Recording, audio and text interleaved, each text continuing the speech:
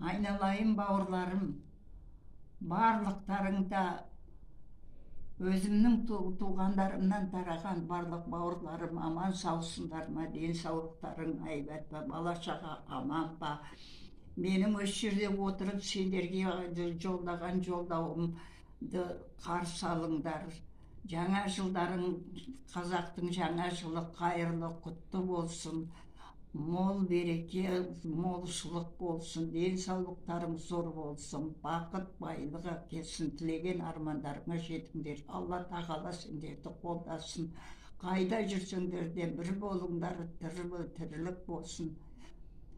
Аман саулық болсын, баладар аман болып, соның қызығын көруге нәсіп етсін.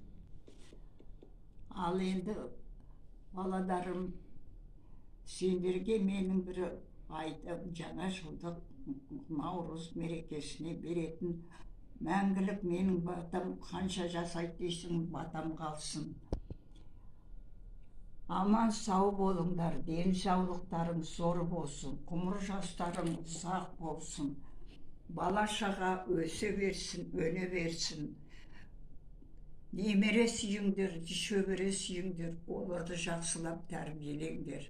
Амандық болып, еліміз аман, жұртымыз тыныш болып, саналы ұрпақ тәрбиелеуге тырысыңдар.